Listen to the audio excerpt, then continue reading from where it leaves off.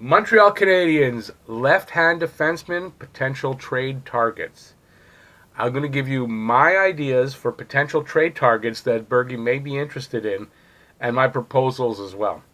You may think I'm nuts. I probably am. Of course you are. You're talking to yourself, so you must be. But it's all speculation, so let's have fun with it. And that's all right here at Talking Habs with me, Rick, aspiring to be the #1 hockey channel dedicated to the Habs and Habs Nation, which is you and me. So like and subscribe and ring that bell, and that'll notify you of all my videos as they come out. And of course, no one's going to want to miss a Talking Habs video. Come on! Okay, so let's get right into this video. I've been contemplating this video for over a week now, and I think I've got some interesting left-hand defense trade targets.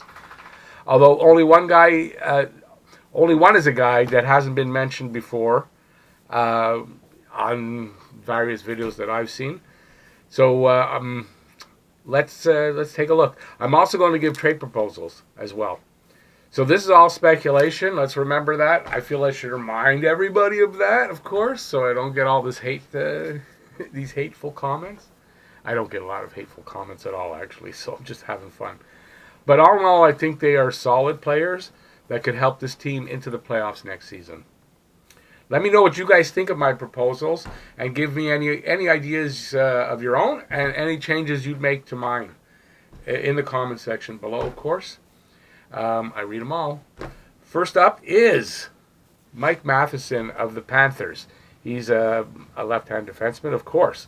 25 years old. He's 6'2", 193 pounds.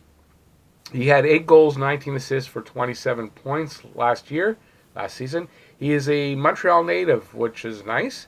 He has all the assets to be a successful offensive defenseman with speed, hockey IQ, and vision. An elite skater with great straight line speed and lateral movement. He can join the rush or pinch in and get back in position. He has a quick, hard shot that he isn't afraid to use. He's an accurate passer, has a good transition game. A knock is he turns over the puck a little too often in the defensive zone, which that kind of scares me considering the trouble Montreal had last year. But I'm sure this is something he can get over. He's only 25. So my proposal for Matheson, I would send either Cale Fleury or Noah Juleson and Jake Evans. So it's either or on Fleury or Juleson. And Jake Evans, a 4th rounder and or a 7th rounder if necessary. You might think that's a lot, but you're giving up only prospects for a guy who's been in the NHL and can help you in the position you're looking for. So I think that's okay. Let me know what you guys think. Next up is TJ Brodie from the Calgary Flames. He's a 28-year-old, 8-year veteran. Brodie is a 6'1", 185-pounder. He plays big minutes. A fast, agile skater who moves the puck well, can quarterback the power play, and jump in on the rush, can log large amounts of ice time. He put up 9 goals, 25 assists for 34 points last season, with career totals. Oh, by the way, that was a plus 29 as well, and that was in 79 games. His career totals are 570 games played, 44 goals, 203 assists, 247 points, and a plus 7. For Brodie, I would offer up Andrew Shaw and a 2nd rounder to get Brodie and a 4th rounder, or maybe 4th or 5th rounder back. That's my proposal. Next up, we've talked about this one before, is Cam Fowler from the Ducks. He's been rumored for most of the season, or a lot of the season, to be for Bergie to be interested in him. He's a 27-year-old, 6'2", 205-pounder. Fowler played in only 59 games last season because of an injury. He had 5 goals, 18 assists, 23 points. He was a minus 14, and that was on a bad Ducks team. He had 6 power play points. His career numbers are 620 games played, 58 goals, 214 assists for 272 points. A minus 50, so his plus minus isn't great. And 112 power play points. He has fantastic mobility and a powerful skating stride that makes him stand out. Transitions smoothly from defense to offense. Plays on both special teams. His cap hit of $6.5 million can be offset in the trade, and he's signed until 2026.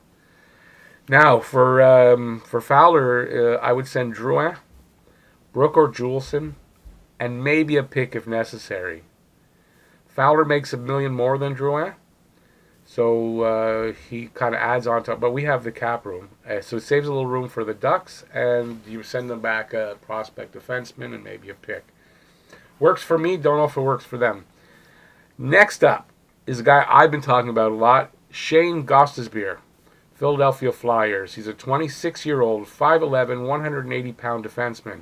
He went 9 goals, 28 assists, 37 points, a -20 on not a great Philly team, 14 power play points, which was low for him.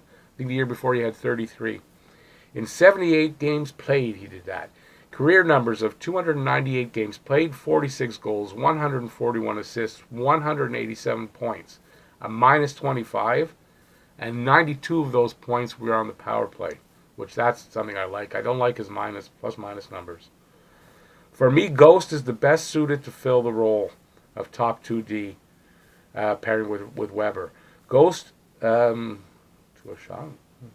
a shot. Oh, that's what I wrote. Ghost, sorry. My handwriting can be bad sometimes. Ghost took a shot to his knee on October 22nd of last year and wasn't the same the rest of the season, which explains his stats drop-off last season. Expect a return to normal this next season for him. An outstanding skater, a solid puck mover, excellent offensive IQ, can quarterback the power play, and can be a clutch player in big games. Sounds like the guy we need. So for him, I would send, again, a lot of them is Drouin. Sending Drouin and Juleson, or Drouin and a second. So Drouin and Juleson, or Drouin and a second. And in the Drouin and Juleson, if you have to, both proposals, if you had to throw in a later round draft pick, I wouldn't be adverse to that. The last guy I've got here on this list for now is Erick Gustafson, Chicago Blackhawks. He's a 27-year-old Swede, 6 feet tall, 200 pounds. In 79 games last season, Gustafson put up 17 goals, 43 assists, 60 points. He was a -6, 18 power play points.